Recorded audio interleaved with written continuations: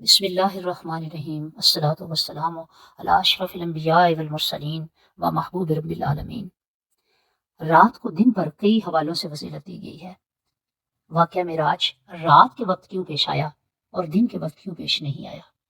پہلے تو اللہ رب العزت نے اس کو کلیئرٹی دے دی اس آیت سے، سبحان الذی اسری بعبدہ لیلا من المسجد الحرام الی المسجد الاقصی، پاک ہے وہ ذات جو اپنے بندے کو راتوں رات لے گئی مسجد حرام سے مسجد اقصی تک۔ اب لے جانے والا رب ہے، وہ چاہے تو محبوب کو دن کو بلائے یا رات کو بلائے، کیونکہ آقا علیہ الصلوۃ والسلام پر اعتراض اللہ پر اعتراض بنتا ہے، اور یہ کوئی کرنے کی جرت کرے تو گناہ گار ہے۔ اب رات کو دن پر کئی حوالوں سے فضیلت ہے، ان گنت اعزازات، بے شمار امتیازات اس رات کے دامن میں ہی وابستہ ہیں۔ رات کے دامن میں ستارے جگمگاتے ہیں، اللہ کی رحمت کا نزول ہوتا ہے۔ یہ قرآن جو ہم صبح و شام پڑھتے ہیں، یہ بھی تو رات کو ہی نازل کیا گیا۔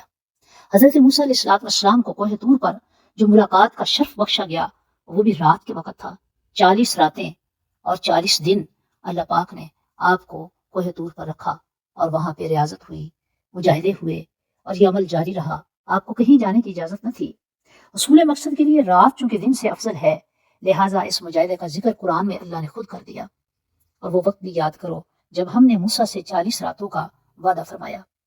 اب آخری شب کی دعاؤں کی رقت انگیزی کا عالم ہی کچھ اور ہوتا ہے، جب بندہ راتوں کو اپنے نرم و گداز بستر کو چھوڑ کر اپنے پروردگار کی رضا کے لیے کھڑا ہو جاتا ہے، اپنے گناہوں کی معافی طلب کرتا ہے، تو رحمت خداوندی اسے اپنے دامن میں چھپا لیتی ہے۔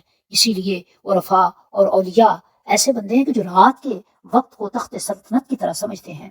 جب اس تخت پر بیٹھ کر بندہ مومن ندامت کے آنسو بہاتا ہے، گڑ گڑا کر اپنے خالق سے اپنے مغفرت طلب کرتا ہے، اور وہ اللہ تعالیٰ کے قریب ہوتا ہے، تو اللہ اسے اپنی قربت عطا کر دیتے ہیں۔ احوال رات کے وقت طے ہوتے ہیں، وہ دن میں طے نہیں ہو سکتے۔ جو مشعل آرزو رات کے اندھیرے میں جلتی ہے، وہ دن میں نہیں جل سکتی۔ قرب الہی کے لمحات اور ساتیں جن میں رب کریم اپنی رحمتوں کی اور اپنی نوازشات کی بارش کرتا ہے، رات میں ہی نصیب ہوتی ہیں۔ اور رات میں ہی کہا گیا وَمِنَ اللَّيْلِ فَتَہَجَّدْ بِهِ نَافِلَاتًا لَكَ، اور رات کے کچھ حصے میں اس قرآن کے ساتھ شب خیزی کرتے ہوئے نماز تہجد پڑھا کریں۔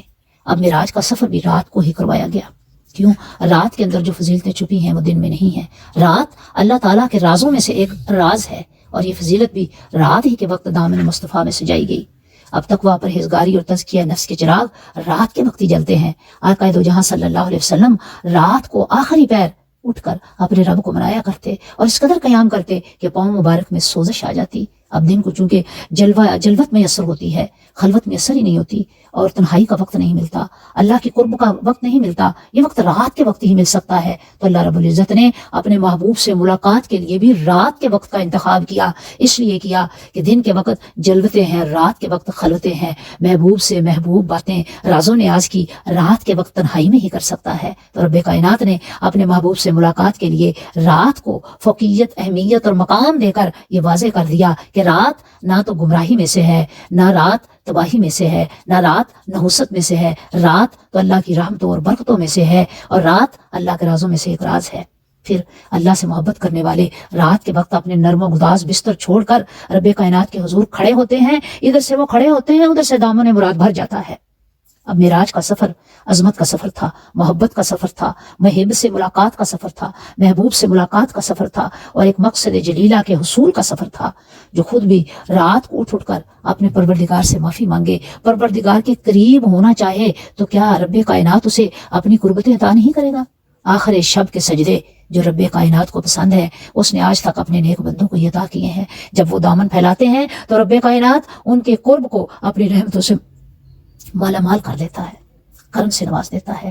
اب سفر معراج رات میں کروانے کا مقصد یہ تھا کہ چونکہ دن دنیا داری میں ہے، دن جلوتوں میں ہے، دن کے ہنگامے ایک طرف اور رات کے سناٹے اور خاموشی ایک طرف، اس خاموشی میں جو رحمتیں اور برکتیں انسان لوٹ سکتا ہے، دن کے وقت کہاں لوٹ سکتا ہے؟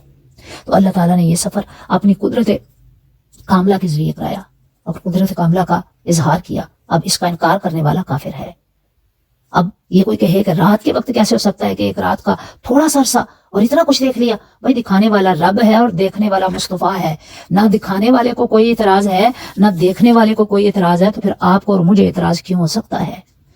بھائی ہمیں ٹینشن کس چیز کی ہے، ہمیں پرابلم کس چیز کی ہے؟ دکھانے والا رب کائنات ہو وہ تو اپنے محبوب کو چاہے تو جس وقت مرضی لے جائے، وقت کی نبضیں تھما دے، زمانے کی نبضیں تھما دے۔ کنڈی بھی ہل رہی تھی، بستر بھی گرم تھا، اور وضو کا پانی بھی حرکت میں تھا، اور میرے آقا صلی اللہ علیہ وآلہ وسلم معراج کی رات رب کائنات سے ملاقات کر کے آسمان سے زمین پہ تشریف بھی لے آئے۔ اور اللہ نے لیلن کا لفظ استعمال کرنے میں یہ حکمت رکھی کہ رات کا وقت سورج اور اس کی روشنی سے پاک ہوتا ہے، جبکہ دن کے وقت تمازت ہوتی ہے، روشنی ہر شے پر محیط ہوتی ہے۔ اور رب کائنات آزمانا بھی چاہ رہا تھا، میں دیکھوں تو صحیح، دن کے اجالوں میں تو ہر کوئی حقیقت کا اعتراف کر لیتا ہے، اب رات کی تاریکی میں حقیقتوں کا اعتراف کرنے والا ہی رب کائنات کا محبوب ہو سکتا ہے۔